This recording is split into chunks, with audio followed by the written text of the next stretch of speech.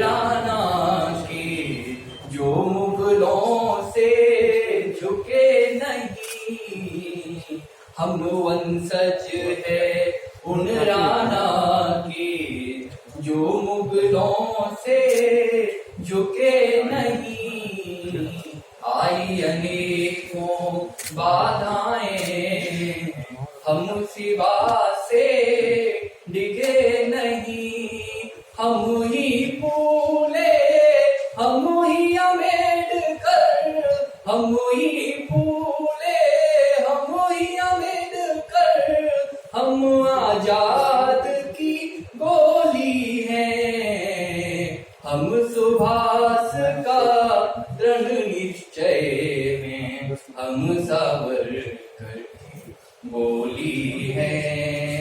बोल हमारे माँ को समर्पित ऐसा हम व्यवहार करें, युग परिवर्तन की बेला है, हम भी स्वयं बदलाव करें। विश्व गगन पर गूंजे भारत ऐसा हम व्यवहार करें। भारत माता की जय। सेवा समर्पण का जो सबसे बड़ा नाम है, सेवा समर्पण का जो सबसे बड़ा नाम है, वो संघ के स्वयंसेवकों का काम है।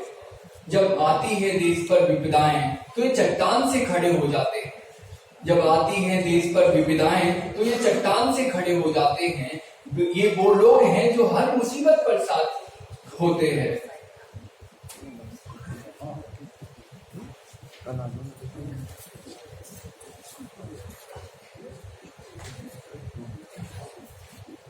We at My Home India plan to celebrate the great thinker, philosopher, social reformer, Mahatma Jyotiba Phule, and the weather aligned with our intentions.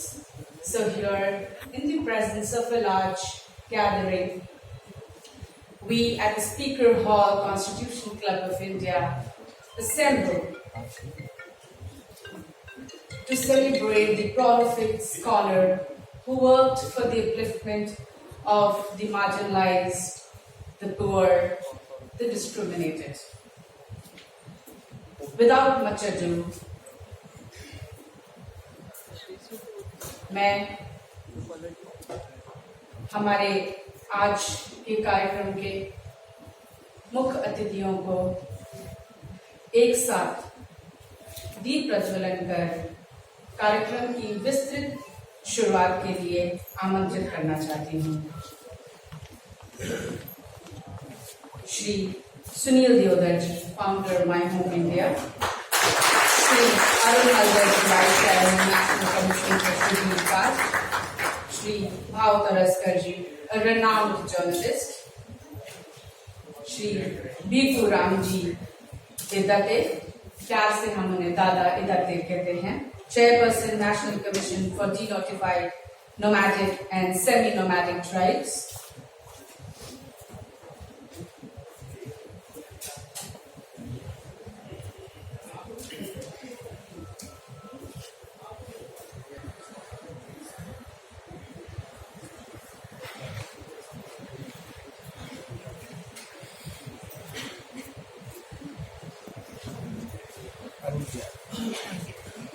आइए अरुण जी।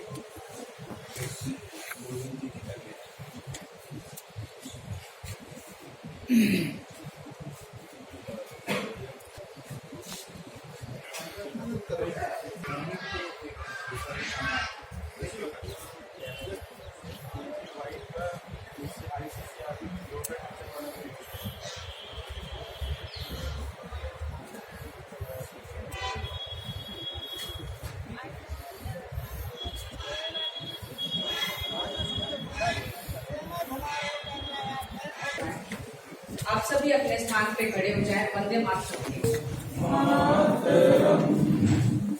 वंदे मातरम, सुजलाम सुफलाम मलयजशीतलाम, सस्यश्यामलाम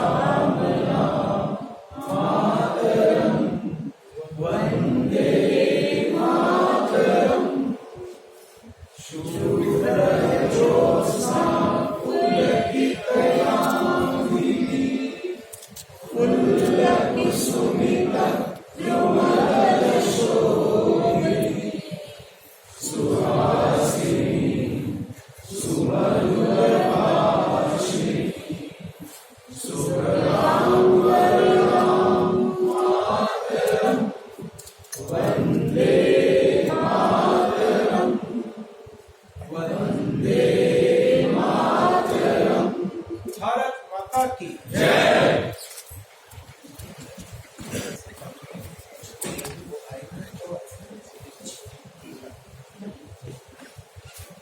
देव सचदेव जी, अध्यक्ष my Home India Delhi NCR के आदेश से हम ये कार्यक्रम अब यहाँ पर प्रारंभ करते हैं। हमारे बीच श्रीमान अरुण हल्दर जी हैं। आप राष्ट्रीय अनुसूचित जाति आयोग के उपाध्यक्ष हैं। मूलतः आप पश्चिम बंगाल से आते हैं। आप कई सामाजिक संगठनों में जिम्मेदारियों का निर्वहन करते आ रहे हैं। आप पूर्व में भारतीय जनता पार्टी पश्चिम बंगाल के अनुसूचित जाति मोर्चा इकाई के अध्यक्ष भी रहे हैं। आपके स्वागत हेतु मैं गृह जी को मंच पर बुलाना चाहती हूँ।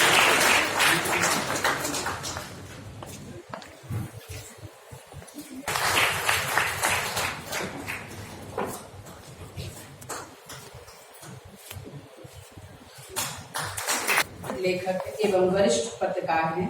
आप अपने YouTube चैनल प्रतिपक्ष के माध्यम से राष्ट्रहित के मुद्दे उठाते रहते हैं। आपके विचार समाज को हमेशा प्रेरित करते हैं। एक लोकप्रिय ब्लॉगर होने के नाते आप स्थानीय राजनीति से लेकर अंतर्राष्ट्रीय मामलों में भी अपनी समझ रखते हैं। आपको सम्मानित करने के लिए मैं अनिल मित्तल जी, पूर्व अध्यक्ष माय होम इंडिया को आमंत्रित करना चाहती हूँ। गीता कर्नाटक, आपका स्वागत है।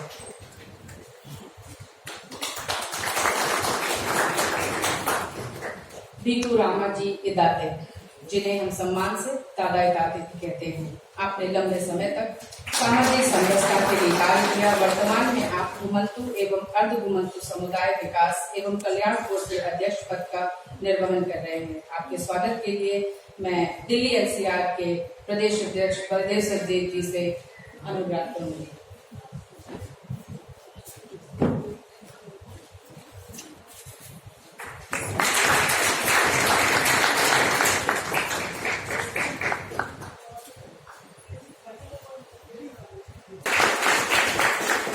उपस्थित है। उस माय होम इंडिया परिवार की स्थापना आपने सन 2005 में की। वर्तमान में आप भारतीय जनता पार्टी के राष्ट्रीय सचिव हैं और पार्टी के आंध्र प्रदेश इकाई के सह प्रभारी भी हैं। इसके पूर्व में संगठनात्मक दृष्टि से आपने भारतीय जनता पार्टी के विभिन्न जिम्मेदारियों का निर्वहन किया है। पूर्वोत्तर में आप कई वर्ष संघ के प्रचारक भी रहे। आपके स्वागत हेतु मैं आरती जी से अनुरोध करूंगी।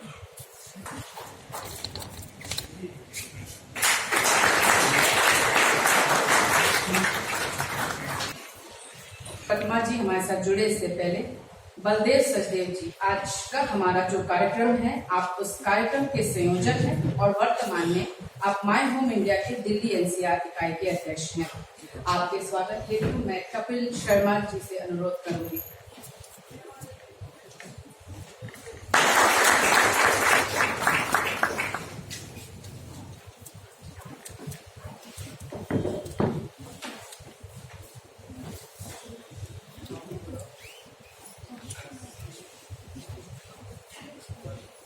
जिसकी प्रेरणा से आज का ये कार्यक्रम संपन्न हो रहा है, मैं सर्वप्रथम उन्हें मंच पे आमंत्रित करूंगी महात्मा ज्योतिबा फूले पर अपने विचार प्रकट करने के लिए श्री सुनील देवधर जी।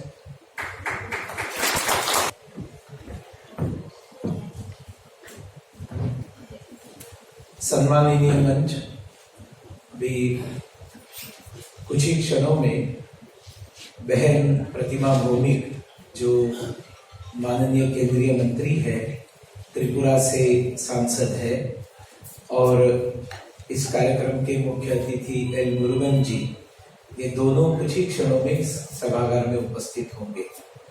तो थोड़ा सा विषय में व्यत्यय होगा जब वो आएंगे। और हमारे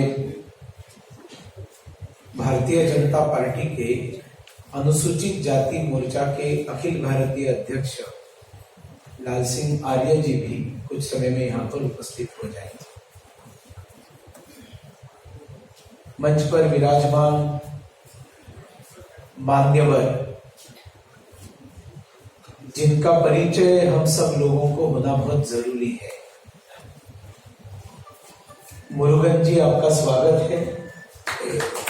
मुरुगन जी के लिए बहुत तालियों की बौछार में उनका स्वागत है।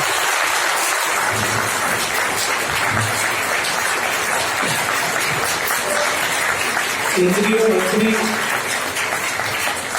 एल मुरुगन जी अनेक कारणों के कारण सभी को परिचित है। आज भी इनके माताजी पिताजी उसी स्थान पर खेती करते हैं जहां पर बहुत वर्षों तक वो खेती करते हैं। उन्होंने वहां पर जो एक संवेदना से, तमिलनाडु के संवेदना से जुड़ी हुई एक जो यात्रा निकाली, मुरुगन जी के ही लेकर वो यात्रा थी ना, तो उस यात्रा के बाद में तमिलनाडु में एक बहुत बड़ा परिवर्तन जो प्रखर हिंदुत्व और राष्ट्रवाद को लेकर था वो आना प्रारंभ हुआ। और अभी हमारे वहां पर जो प्रदेश अध्यक्ष है उनके वहां के कार्यकाल में आपने देखा कि किस तरह से इलेक्ट्रॉल पॉलिटिक्स में भी अभी पार्टी वहां आगे बढ़ रही है। इसमें बहुत बड़ा योगदान हमारे मुरुगन जी का है। सिंप्लिसिटी, बहुत सामान्य कार्यकर्ता की तरह केंद्रीय मंत्री बनने के बाद भी व्यवहार, ये हमारे पार्टी के सभी लोगों की विशेषता है और उसमें आप ये सिंप्लिसिटी मुरुगन जी के भी व्यवहार में देख सकते हैं। सिर्फ मैंने उनको बताया कि आपको इस कार्यक्रम में आने के लिए मैं निवेदन करता हूं। उन्होंने देख लिया, उस दिन दिल्ली में है, उन्होंने कहा मैं आ जाऊंगा। मतलब इतने आसानी से भारतीय जनता पार्टी के माध्यम से जो मंत्री बने हैं वो कार्यक्रमों में आते हैं। हमारे अखिल भारतीय अध्यक्ष अनुसूचित जाति मोर्चा के लाल सिंह आर्य जी भी यहाँ पर आते हैं, स्वागत करेंगे। बस अभी बहन प्रतिमा जी का एक प्रतीक्षा है, वो भी आ जाएंगी। अनिमा जी, मुरुगन जी का एक बार स्वागत, जिनको बताया था मोमेंटो और नॉर्थ ईस्ट का उत्तरीय देकर आप करवाइए। किनका नाम था उसका स्वागत करने के लिए? अनिमा जी, मुरुगन जी का सर मैं करने वाला था। अरे वाह, बहन प्रतिमा जी भी आ गई, उनका स्वागत है।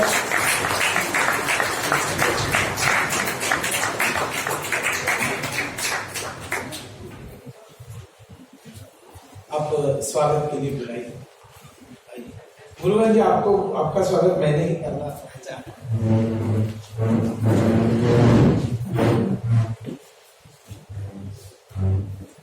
ये मणिपुर का उत्तरी है। मंच का सम्मान बढ़ा रहे हैं डॉक्टर एल मुरुगन जी।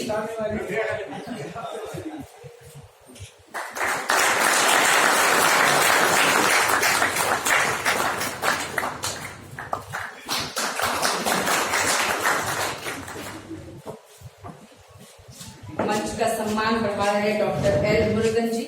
आप वर्तमान में भारत सरकार में केंद्रीय सूचना और प्रसारण एवं मत्स्य पालन, पशुपालन, डेयरी राज्य मंत्री हैं। आपने मद्रास विश्वविद्यालय से कानून में परास्नातक की उपाधि प्राप्त की। आपको पास 15 वर्षों की वकालत में सफल अनुभव है। आपका एक बार पुनः स्वागत है। मंच पर हमारे साथ सुश्री प्रतिमा भौमिक जी भी जुड़ी। आप वर्तमान में सामाजिक न्याय एवं अधिकारिता मंत्रालय राज्य मंत्री हैं। आप केंद्रीय मंत्री के रूप में शपथ लेने वाली त्रिपुरा की पहली महिला हैं।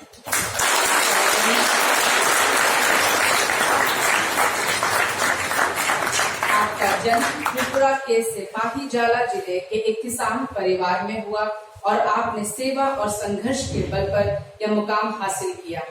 महिला सशक्तिकरण का एक उत्कृष्ट उदाहरण। मैं आपके स्वागत के लिए श्री दादाई दाते जी से अनुरोध करूंगी। दीसा पहनाकर माय होम इंडिया का मेमेंटो देकर आपका इस कार्यक्रम में स्वागत है।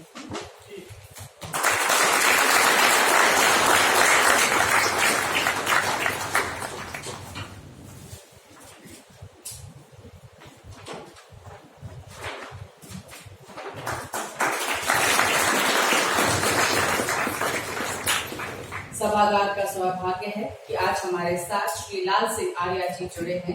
आप वर्तमान में भारतीय जनता पार्टी के राष्ट्रीय अनुसूचित जाति मोर्चा के अध्यक्ष हैं। आप मूलतः मध्य प्रदेश के भिंड जिले के गोवध से आते हैं। आपकी पृष्ठभूमि एक किसान परिवार की रही है।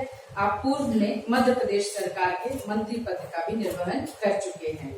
आपके स्वागत हेतु मैं श्री विजय इंगले जी को आमंत्रित करती हूँ। विजय इंगले जी, आपको वीसा पहनाकर और माय होम इंडिया का मेमेंटो देकर स्वागत करती हूँ। तालियां रुकनी नहीं चाहिए।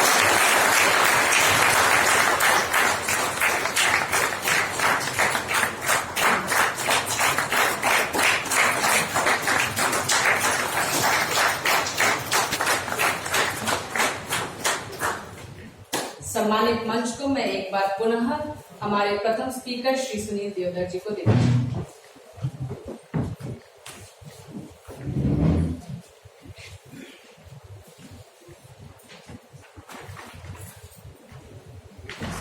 बहन प्रतिमा भौमिक जी के शरीर में ज्वर है, बदन बुखार से तप रहा है। कोरोना नहीं है, चिंता करने की जरूरत नहीं है। लेकिन ये मैं फिर एक बार कहूंगा, हमारे कार्यकर्ताओं की कमिटमेंट है कि बाहर प्रवास से आई, एयरपोर्ट से सीधे यहाँ पर पहुंची क्योंकि वो यहाँ पर अपेक्षित थी और यही कमिटमेंट थी जिसके कारण 25 साल पुरानी वामपंथियों की सरकार जो धराशायी हुई त्रिपुरा के अंदर, उसमें कई सारे कार्यकर्ताओं का बहुत बड़ा योगदान था और उसमें मैं तो बिल्कुल कहूंगा कि टॉप मोस्ट योगदान जिनका था उसमें बहन प्रतिमा भौमिक ये।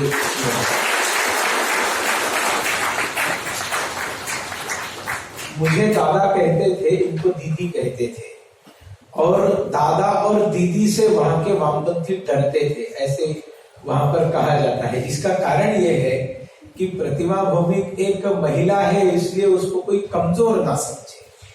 मतलब वामपंथियों के इलाके में गाड़ी लेकर अकेली चली जाना, वहां पर जाकर जिस किसी के संकट में है, जो भी कार्यकर्ता संकट में है, उसको जाकर बचाना, उससे निकालना, वहां पर गुंडागर्दी करने वाले वामपंथी गुंडों के सामने खड़ा रहकर उनके साथ लड़ना, चाहे उस समय पुलिस स्टेशन भी वामपंथियों का ही अड्डा हुआ करता था, तो वहां पर जाकर लड़ना, ऐसा एक जबरदस्त संघर्ष 3 साल वैसे तो उन्होंने किया जब मैं वहां पर था। लेकिन प्रतिमा दी मेरे ख्याल में 1989 में या 1990 में पहले युवा मोर्चा में कार्यरत हुई और उसके बाद में वो लगातार पार्टी का कार्य करती रही और वो पहली महिला मंत्री ही नहीं है त्रिपुरा की, तो त्रिपुरा मूल की पहली केंद्रीय मंत्री है। मतलब त्रिपुरा से संतोष मोहन देव को एक बार मिनिस्टर बनाया जरूर गया था, लेकिन संतोष मोहन देव ये सिलचर के थे, वो त्रिपुरा मूल के नहीं थे और इसलिए त्रिपुरा मूल की पहली केंद्रीय मंत्री और महिला मंत्री, ये दोनों बहन प्रतिमा दी का परिचय होगा। और इसलिए मैं निवेदन करूंगा आयोजकों से कि मेरा वक्तव्य समाप्त होने के बाद में उनका तीसरे या चौथे नंबर पर वक्तव्य था, तो तुरंत उनको बोलने के लिए दिया जाए। और अच्छा, আপনি থাকবেন? ঠিক আছে, ভালো। साथियों, हमारे सामने यहाँ पर 2 बहुत बड़े चित्र, एक है महात्मा ज्योतिबा फुले जी और दूसरे doctor Baba Saheb Ambedkar ji. Constitution club में कार्यक्रम।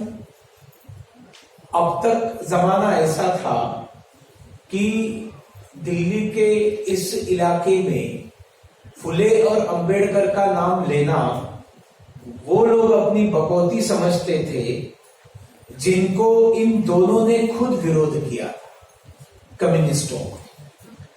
और आज भी जब निर्लज्जता से वामपंथी ऑर्गेनाइजेशंस इन दोनों के फोटो लगाते हैं, उनके जैसे विश्वासघाती और कोई नहीं है, उनके जैसे झूठे और कोई नहीं हो सकते, क्योंकि डॉक्टर बाबा साहेब अंबेडकर जी ने बहुत स्पष्टता से लिखा है, हरे घास के अंदर हरा सांप, green snake in green grass, that is communists of our country.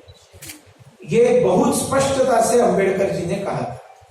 और इस देश का दुर्भाग्य ये है कि कम्युनिस्ट इस देश के जो भी है वो अंबेडकर जी का नाम लेते हैं और अंबेडकर जी के सिलेक्टेड उद्धरण, उनके सिलेक्टेड स्टेटमेंट्स, उसको तोड़ मरोड़ कर दुनिया के सामने इस तरह से पेश करते हैं कि ये हिंदू समाज के घोर विरोधक थे, ये हिंदुत्ववादी विचारधारा के घोर विरोधक थे। लेकिन आज मैं दावे के साथ आप सबको बताऊंगा, जो इस कार्यक्रम का सबसे प्रमुख उद्देश्य है, हेतु है, और वो दावा है कि डॉक्टर बाबा साहेब अंबेडकर और महात्मा ज्योतिबा फुले ये दोनों हिंदू समाज सुधारक थे। ये हिंदू समाज में सुधारणा करना चाहते थे। हिंदू समाज में जो भी गलत कुरीतियां आई थी, उन कुरीतियों को खत्म करना चाहते थे। ईसाई मिशनरी उस जमाने में भी काम कर रहे थे, जो दार उल इस्लाम बनाने का स्वप्न रखने वाले लोग उस जमाने में भी थे, जो इस्लाम में कन्वर्जन करने में कोई कसर नहीं छोड़ते थे। लेकिन इन दोनों महापुरुषों ने स्वयं कभी भी मुसलमान या ईसाई मत में परिवर्तन खुद का करना पसंद नहीं किया, नहीं उनके किसी भी उद्धरण में, in any statement of Mahatma Jyotiba Phule और doctor Babasaheb Ambedkar, you will not find that Dalits should get converted to some other religion. Mahatma Jyotiba Phule ने तो कहा ही नहीं। बाबा साहेब अंबेडकर ने जरूर कहा कि मैं हिंदू के नाते जन्म लिया हूं, लेकिन हिंदू के नाते नहीं मरूंगा।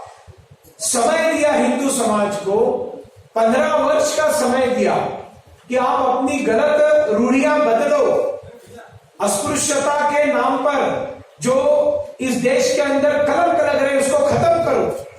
और जब उन्होंने नहीं किया ऐसा, उन्होंने देखा, तब अंबेडकर जी ने सोचा कि मेरे जीते जी मैं अपने समाज को इस संकट से बाहर निकालूंगा।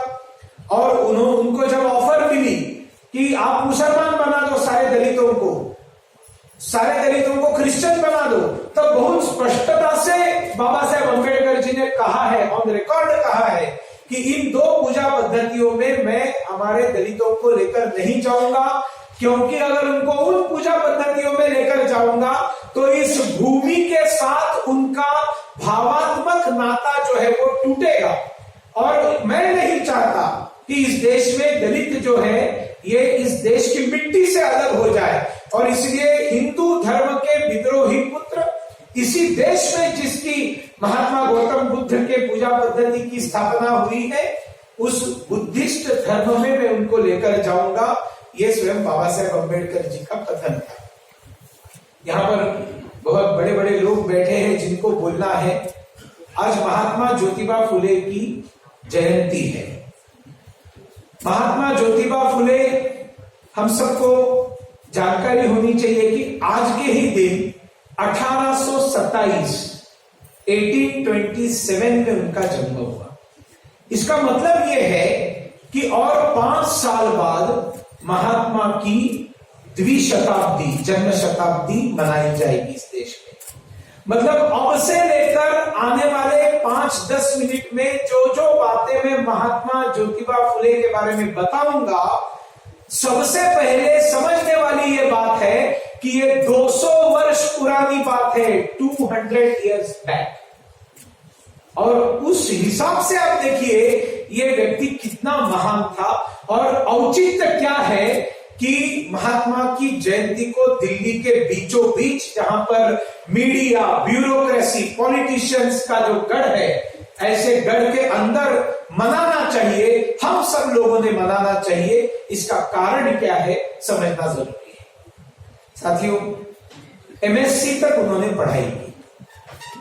आपको लगा कि मैंने बताया एमएससी तक पढ़ाई की, लेकिन मैं आपको 1946 की बात बताता हूं। मेरे पिताजी 10th का उनका हॉल टिकट आ गया। हॉल टिकट आने के बाद मेरी दादी माँ ने पेड़े बांटे। तो लोगों ने पूछा कि हॉल टिकट आ गया तो तुमने पेड़े क्यों बांटे? तो मजाक में दादी ने कहा कि पास होने के पेड़े बांटने का सौभाग्य मिलेगा नहीं मिलेगा पता नहीं, तो कम से कम हॉल टिकट आने का तो पेड़े में बांट देती हूँ। लेकिन उस जमाने में 10th करना यह भी एक बहुत बड़ी बात थी। 10th नहीं, उस समय 11th हुआ करता था। उससे 100 साल पहले एमएससी पढ़े हैं ज्योतिराव फुले, एमएससी पढ़े। उसके बाद में सभी प्रकार के मित्र थे उनके। एक ब्राह्मण मित्र भी था, और उस ब्राह्मण मित्र ने अपनी शादी में उनको इनवाइट किया, या उसके घर में कोई शादी थी उसमें इनवाइट किया। वहां चले गए और बारात में साथ में चल रहे थे। उस जमाने के जो सनातनी ब्राह्मण थे, जिनके खोपड़ी में बहुत सारी गलतफहमियां बैठी हुई थी, खास करके वर्ण व्यवस्था, कास्टिज्म और शूद्रों के प्रति एक बहुत ही हीनता का भाव। आप सब जानते हैं कि एक बहुत बुरे और खतरनाक दौर से हमारा देश गुजरा है। जैसे महात्मा को देखा, ज्योतिबा को देखा, तब वो जो 4-5 ब्राह्मण थे उन्होंने उनका ऐसा अपमान किया कि तुम्हारी हिम्मत कैसे हुई हमारे साथ चलने की? तुम्हारी योग्यता तुमको मालूम नहीं है? तुम शूद्र हो, हमारे साथ तुम चल नहीं सकते, निकल जाओ यहां से। और उनको वहां से अपमानित करके निकाल डाला। वो महात्मा ज्योतिबा फुले के जीवन का पहला प्रसंग था कि उनकी आत्मा को उस प्रसंग ने झकझोर दिया। घर में आए, बहुत गुस्सा थे। उनके पिताजी गोविंद राव थे। गोविंद राव उनको समझाने लगे, और आपको आश्चर्य लगेगा क्या समझाने लगे। उन्होंने कहा कि तुम धन्यवाद बोलो उनका, जिन्होंने केवल अपमानित करके तुमको वापस भेजा, तुमको सजा नहीं दी, तुम्हारी पिटाई नहीं की, ये तुम्हारे ऊपर उन्होंने उपकार किया है। हम शूद्र हैं, हम लोगों का अधिकार नहीं है उनके साथ 4 कदम चलना। ये उनके पिता उनको बताते हैं। नाउ जस्ट इमेजिन क्या जमाना रहा होगा, कैसे अपमान हुए होंगे। और एक शूद्र कहलाया जाने वाला एक पढ़ा लिखा, एमएससी पढ़ा लिखा एक नौजवान घर में आता है अपमानित होकर, और पिताजी बोलते हैं कि धन्यवाद मानो उनके कि केवल तुम्हारा अपमान किया और तुमको सजा नहीं दी। ज्योतिबा ने सोचना चालू किया, और उन्होंने सोचा कि नहीं, ये बहुत गलत बातें हैं और ये बहुत बड़ा अन्याय है, और अगर मेरा जीवन है तो इस सामाजिक विषमता को खत्म करना और इस देश के अंदर सबको समानता का अधिकार दिलवाना। और फिर उसका उन्होंने अगर अभ्यास किया कि इसका मूल कारण क्या है, तो उन्होंने सोचा कि इस देश की महिलाएं पढ़ी लिखी नहीं। अगर महिलाएं पढ़ेगी तो अपने बेटों के ऊपर जो वास्तविक संस्कार देने चाहिए वो संस्कार देगी। समाज में महिलाओं को सम्मान का स्थान मिलना ही चाहिए।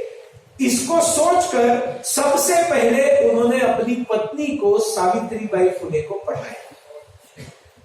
पत्नी को पढ़ाया, अपने घर से शुरुआत की, और उसके बाद में उन्होंने सबसे पहली लड़कियों की प्रशाला, और उसमें भी शूद्र और अतिशूद्र महिलाओं के लिए, लड़कियों के लिए स्कूल उन्होंने चालू की। और उसमें सावित्रीबाई फुले अपनी पत्नी को जो उन्होंने पढ़ाया था, उन्होंने पढ़ाना चालू किया। अब जब पढ़ाना चालू किया तब आज क्या कहते हैं, Savitribai Phule was the first lady learned lady who became a teacher. एक महिलाओं को पढ़ाने वाली शिक्षिका। ये पहली शिक्षिका कौन है? सावित्रीबाई फुले है, ज्योतिबा के कारण। अब जब वो पढ़ाने के लिए जाने लगी, आपको शॉकिंग चीजें हैं, तब तथाकथित सवर्ण जो थे वो बर्दाश्त नहीं कर सके कि कैसे एक महिलाओं का स्कूल कैसे हो सकता है, वो भी दलित महिलाओं का स्कूल कैसे हो सकता है, उसमें एक दलित महिला शिक्षिका कैसे हो सकती है। तो जब वो स्कूल में जाती थी तब उसके ऊपर गोबर और कीचड़ फेंकना लोगों ने चालू किया। अपमानित हुई, अच्छा, ये भी आपको मालूम होना चाहिए कि उस जमाने में सारे सवर्ण बुरे नहीं थे। कई सारे सवर्ण ज्योतिबा के साथ थे, ब्राह्मण ज्योतिबा के साथ थे। और जिस आवास में उन्होंने पहली स्कूल बच्चों की चालू की, वो आवास एक ब्राह्मण ने उनको दिया था कि आप यहां स्कूल चलाओ करके। So don't misunderstand. ये दुर्भाग्य की बात है, ब्राह्मण के बारे में मैंने बताया तो आपने तालियां बजाई, लेकिन महात्मा ने इतना कुछ किया आपको ऐसा लगा नहीं कि तालियां बजाई।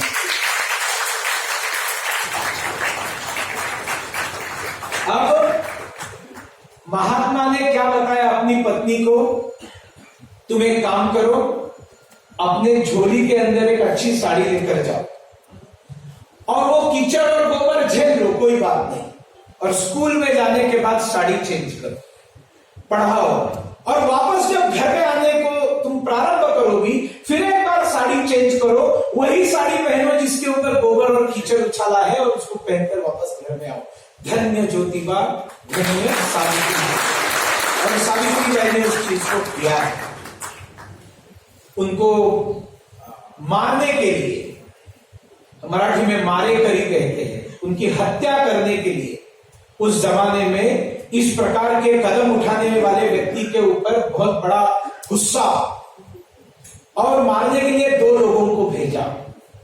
रात के समय आए, महात्मा की नींद खुल गई, ज्योतिबा की नींद खुल गई, और जब मारने के लिए आए तब उन्होंने पूछा कि तुम क्यों मारने के लिए आए हो? तो उन्होंने कहा कि मुझे बहुत सारे पैसे दिए गए हैं आपकी हत्या करने के लिए। तब ज्योतिबा कहते हैं कि मरा हुआ ज्योतिबा अगर आपके ज्यादा काम आता है जिंदा ज्योतिबा से, तो आप मुझे मार डालो। मुझे मारने से अगर आपको पैसे मिलते हैं तो I am ready, you kill me. वो दोनों का मत परिवर्तन हो गया। दोनों ने ज्योतिबा के चरण पकड़ लिए, और उसके बाद में ज्योतिबा के जो चाहने वाले थे उन्होंने कहा ज्योतिबा को कि तुमको ये तो ठीक है कि तुमने 2 लोगों का मत परिवर्तन किया, लेकिन बार बार ये नहीं होगा, तुम्हें कोई अंगरक्षक रखना चाहिए। उसमें से एक बंदे को उन्होंने अंगरक्षक बनाया, जो मारने के लिए आया था वो उनका अंगरक्षक बन गया, और दूसरा जो था उसको पढ़ाया, वो टैलेंटेड था। उसके बाद में उन्होंने जो सत्यशोधक समाज की स्थापना की थी उसका वो कार्यकर्ता बना, और उसके बाद में उनको मारने के लिए आया हुआ एक जो बंदा था उसने एक किताब भी लिखी है। मतलब वो पढ़ा लिखा और बाद में कार्यकर्ता बना, और उसने एक किताब भी लिखी, साहित्यिक भी बन गया।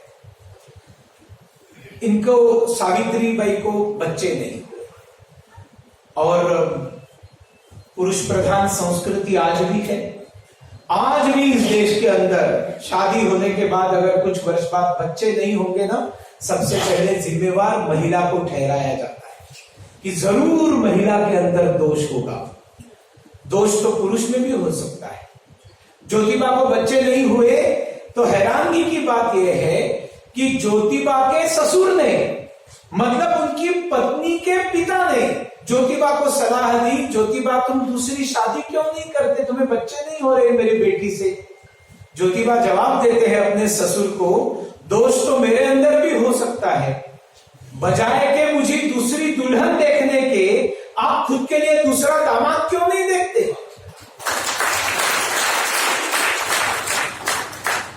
तालियां बजाने वाले मुझे बताइए, ये क्रांतिकारी विचार आज के दिन में कोई पुरुष कर सकता है क्या? आज के दिन कोई कर सकता है क्या? आज के दिन अगर किसी को पुत्र नहीं होते तो कोई पुरुष ये कहेगा कि मेरे कारण नहीं हो रहे होंगे बच्चे, तुम दूसरी शादी कर। That was Jyotiba. और उसके बाद में उन्होंने अपने ससुर को बताया, जब उनके ऊपर दबाव आया कि दूसरी शादी करो, तब ज्योतिबा ने कहा अब मुझे और सावित्री को अलग अगर कोई कर सकता है तो केवल दोनों में से किसी की मौत अलग कर सकती है, हम दोनों एक दूसरे से अलग नहीं होंगे, और हम दोनों के बीच में तीसरा कोई नहीं आएगा, तीसरा कोई आएगा तो डेथ आएगी। लेकिन उन्होंने सोचा कि भगवान ने मुझे बच्चे क्यों नहीं दिए, चाहकर बच्चे नहीं दिए, क्योंकि अनेकों को अनचाहे बच्चे हो जाते हैं। अनचाहे बच्चे, शादी से पहले बच्चे हो जाते हैं, अनचाहे बच्चे, और फिर अनचाहे बच्चों को डालने की जगह क्या है, कचरा पेटी में डाल देते हैं, मंदिर के बाहर छोड़ देते हैं, बस में या ट्रेन में छोड़ देते हैं। शायद भगवान की ऐसी इच्छा है कि मैं उन बच्चों का संभाल करूं, और इसलिए भगवान ने मुझे बच्चे नहीं दिए हैं, संतान नहीं दी है, क्योंकि अनचाहे बच्चों का संभाल मैं करूं। And that is why I claim, and it is the truth, the very first अनाथ आश्रम of our country was found by Mahatma Jyotiba. भारत में उससे पहले अनाथ आश्रम ढूंढ के दिखाइए मुझे 200 साल पहले रिकॉर्डेड कोई अनाथ आश्रम। ज्योतिबा ने अनाथ आश्रम शुरू किया है। और ऐसे जो जिनको नाजायज कहा करते, देखिए क्या मौकरी है इस देश में, कितना बड़ा मजाक है।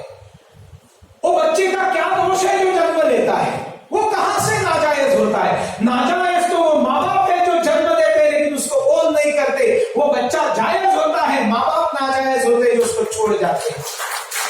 उस बच्चे को संभालने का काम करने वाले ऐसी महिलाओं को समाज फेंक देता था, उनको डिलीवरी उनकी सुरक्षितता से हो, ये भी उन्होंने करना चालू किया।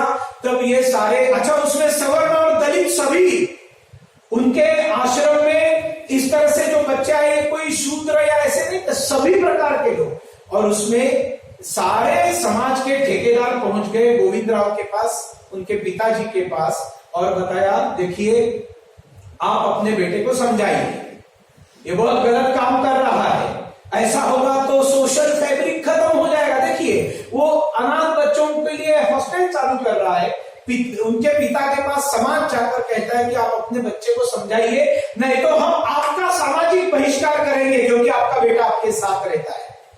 अब गोविंदराव अपने बेटे को, ज्योतिबा को कहते हैं बेटा देखो, अगर तुमने ये आश्रम बंद नहीं किया तो सारा समाज मुझे बहिष्कृत कर देगा, और मुझे बहिष्कार नहीं होना है, मुझे समाज में ही रहना है। तो अगर तुम ये आश्रम बंद नहीं करते तो मैं तुमको घर से बाहर निकालूंगा। महात्मा ने अपने पिता का घर छोड़ दिया और खुद जाकर अलग रहना चालू किया, क्योंकि मैं जो कर रहा हूं ये गलत नहीं है, ये आज समाज की आवश्यकता है जो मैं कर रहा हूं।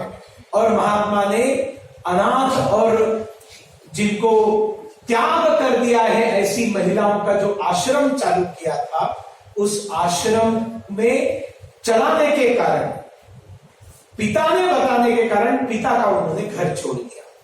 साथियों, ये जो बाल गृह, जिसको आप बाल गृह कहते हैं, हम लोग माय होम इंडिया बाल गृह में जाकर काम करते हैं। जो फर्स्ट बाल गृह, उस समय तो ट्रेन में चढ़ गया, भाग गया, या किशोर कुमार बनने के लिए, माधुरी दीक्षित बनने के लिए घर से भाग गया, ऐसा कुछ था नहीं ना उस समय। कम्युनिकेशन, ट्रेन ही नहीं थी तो कहां से लोग भागेंगे। तो उस समय जो चिल्ड्रन होम था वो वही अनाथ आश्रम जो ज्योतिबा ने चालू किया 1860। उन्होंने ऐसे ही एक ब्राह्मण महिला जिसका नाम काशीबाई था, उसको गर्भधारणा हो गई, शादी नहीं हुई थी, समाज ने उसको फेंक दिया। इस काशीबाई को वो लेकर आए अपने आश्रम में, उसकी डिलीवरी कराई, डिलीवरी के बाद उसकी मौत हो गई। तो वो जो ब्राह्मण बच्चा जो अनाथ हो गया था, महात्मा ज्योतिबा फुले ने उस बच्चे को लीगली एडॉप्ट किया और बाद में उनका वारिस बनाया। मतलब जिस समाज ने उनको धुतकारा, जिस समाज ने उनका अपमान किया, जिस समाज के कारण, याद है आपको मैंने पहला प्रसंग बताया किस तरह से धक्के मारकर एक घर से निकाल दिया था, उसी समाज के एक बच्चे को अपनाकर उसको अपना बेटा बनाने का काम ज्योतिबा और सावित्रीबाई करती है। उन्होंने सत्य शोधक समाज नाम के एक संगठन की स्थापना की, क्योंकि वो चाहते थे कि समाज में परिवर्तन आए, जागृति हो, किताबें छपे, सेमिनार्स हो, पुस्तकें लिखे, न्यूज़पेपर्स में लिखे, ऐसे एक जागृति का काम सत्य शोधक समाज ने करना शुरू किया। और एक बात, दो कंसेप्ट्स ये ज्योतिबा फुले ने दी है, and he is the originator, he is the founder of those concepts. जैसे चिल्ड्रन होम के फाउंडर महात्मा फुले है, वैसे नाइट स्कूल्स जो आज चलते हैं इस देश के अंदर, ये नाइट स्कूल्स होने चाहिए, ये कल्पना भी महात्मा की है।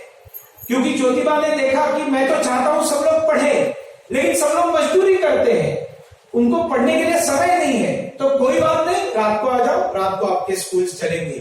सो भारतवर्ष में नाइट स्कूल्स चालू करने वाला ये ज्योतिबा है, आप लोगों को मालूम है। साथियों, उस जमाने में विधवाओं को खुश रहने का अधिकार नहीं था, फिर शादी नहीं होती थी, उनको उनके बाल मुंडवाने पड़ते थे, उनको समाज के साथ रहने का अधिकार नहीं था, अलग कमरे में रहते थे, खाना जो अच्छा खाना नहीं खाना है, सात्विक से भी अत्यंत कम कैलोरीज का और कम जिसमें जायका ऐसा खाना नहीं खाना है, क्योंकि वो खाने से फिर भावनाएं जगती है, प्रेम की भावना आ जाती है और न जाने क्या क्या। महात्मा ज्योतिबा फुले खड़े रहे और उन्होंने विधवा विवाह के लिए वाउच किया, विधवा विवाह के लिए कोशिश की, और जिस तरह से राजा राम मोहन राय जैसे समाज सुधारकों ने इसका विरोध किया, महात्मा के सत्यशोधक समाज ने भी विधवा विवाह को उन्होंने प्रेरित किया। विधवाओं का पुनर्विवाह होना चाहिए, जरठ कुमारी विवाह नहीं होना चाहिए। बूढ़े व्यक्ति के साथ कुमारिका की शादियां हुआ करती थी, उसके खिलाफ उन्होंने आवाज उठाई और उन्होंने महिलाओं के बाल मुंडवाना, अगर आपने प्रेम रोग फिल्म देखी थी उसी के आधार पर बनी है, इसके भी खिलाफ उन्होंने काम किया है, पुनर्विवाह के लिए उन्होंने काम किया है।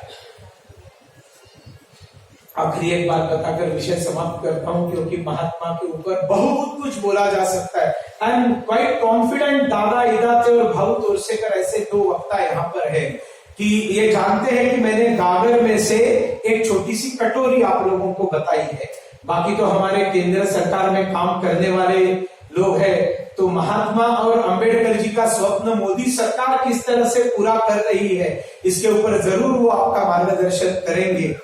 अंतिम बात जो नरेंद्र मोदी जी की बहुत दिल को छूने वाली बात है, वो जल जीवन मिशन, शुद्ध पेय जल, पानी अच्छा मिलना चाहिए।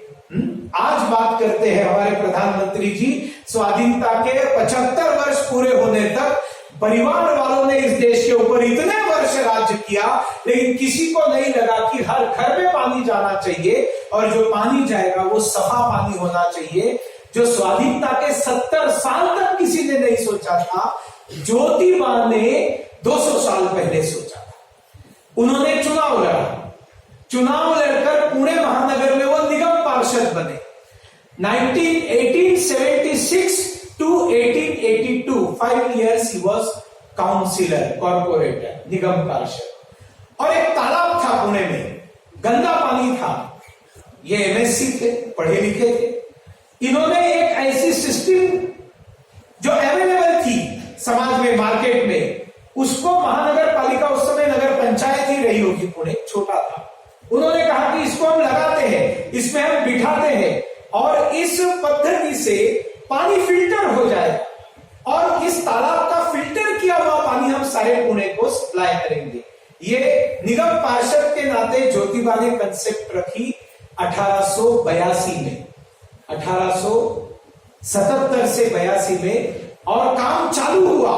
लेकिन ये जो भ्रष्टाचार आज देखने को मिलता है ना सभी जगह पर, ये भ्रष्टाचार उस समय भी था, या फिर इस प्रकार की भावना कि ये अगर सक्सेसफुल होगा तो ये आगे चला जाएगा तो मेरा क्या होगा, और इस प्रवृत्ति के कारण कई लोगों ने उस योजना को सक्सेसफुल होने नहीं दिया। Jyotiba was unsuccessful in that scheme. सब कुछ था लेकिन टेंडेंसी ऐसी थी कि वो सक्सेसफुल नहीं हो सके। He quit politics, उन्होंने राजनीति छोड़ दी। उन्होंने कहा कि मैं वापस चुनाव नहीं लड़ूंगा। लोगों ने कहा नहीं महात्मा आपने लड़ना चाहिए, लेकिन उन्होंने मना किया, अगर मैं समाज को डिलीवर नहीं कर सकता, रिजल्ट्स नहीं दे सकता, तो वहां पर पद पर जाकर पद ग्रहण करने में मुझे कोई रुचि नहीं है। और उसके बाद में उन्होंने चुनाव नहीं लड़ा। साथियों, जो CSR की जो कंसेप्ट है, कॉर्पोरेट सोशल रिस्पॉन्सिबिलिटी, सचदेवा जी आप चार्टर्ड अकाउंटेंट हैं और बहुत सारे कॉर्पोरेट्स के साथ आप डील करते हैं। ये CSR की कंसेप्ट का जो जनक है ना, वो भी उसका चित्र आपके पीछे है। Mahatma was not a poor person, for your information. वो बहुत अच्छा बिजनेस करते थे, उनका फूल का बिजनेस था, वो बहुत अच्छा चलता था, मतलब बहुत गरीबी में वगैरह वो बड़े नहीं हुए, ये भी मालूम होना चाहिए। डॉक्टर बाबा साहेब अम्बेडकर गरीबी में बड़े हुए, महात्मा गरीबी में बड़े नहीं हुए, और उसके बाद में वो अच्छा पैसा कमाते थे और उसमें से थोड़ा सा पैसा खुद के लिए रखते थे और सारा पैसा समाज के लिए देते थे। बाद में उन्होंने एक कंपनी बनाई और उस कंपनी ने बहुत सारे कंस्ट्रक्शन इत्यादि काम किए, बहुत बड़े बड़े काम किए और उन्होंने रूल बनाया, मेरी कंपनी में जो प्रॉफिट आएगा उसका 5%, बताइए 5% किसके लिए, बताइए 5% खुद के लिए, 95% CSR, 95% CSR। That is Mahatma Jyotiba Phule. Salutes to Jyotiba Phule. और ज्योतिबा फुले जैसा व्यक्ति ये सामान्य व्यक्ति नहीं है, ये असामान्य व्यक्ति है। युगों में ऐसा कोई व्यक्ति पैदा होता है जो सत्य बोलता है, सत्य बोलने से डरता नहीं है, समाज के साथ पंगा लेता है, प्रवाह के विरुद्ध तैरने की हिम्मत रखता है और अपने जीवित कार्य में हजारों को प्रेरणा देकर जाता है। और जिनको उन्होंने प्रेरणा दी उसमें से एक महामानव का जन्म हुआ, उनका नाम डॉक्टर बाबा साहेब अम्बेडकर जी थे। डॉक्टर बाबा साहेब अम्बेडकर जी के महात्मा ज्योतिबा फुले गुरु थे, उनसे उन्होंने सीख लेकर बाकी आगे जो देश में काम किया है। इसलिए साथियों, ज्योतिबा फुले की, महात्मा की जयंती हर घर में मनानी चाहिए। अपने यहां से जाने के बाद जितने भी विचारीय महामहिम लोग आपको बताएंगे, अंतिम क्षण तक हर व्यक्ति को सुनकर बाद में अपने सोशल मीडिया में, अपने ब्लॉग के माध्यम से, अपने लेखों के माध्यम से, घर में अपने बच्चों को साथ में बिठाकर, परिवार को बिठाकर, अगर आप कंपनी में काम करते हैं तो टिफिन में सबको बुलाकर, अगर आप प्राध्यापक हैं तो बार बार लगातार अपने छात्रों को बताकर ये मैसेज समाज के सामने जाना चाहिए। ये दोनों प्रखर राष्ट्रभक्त थे, ये दोनों प्रखर हिंदूवादी थे, ये हिंदू समाज में परिवर्तन करना चाहते थे और इन्होंने आजीवन वही कार्य किया है। बहुत बहुत धन्यवाद। भारत माता की जय। वंदे मातरम।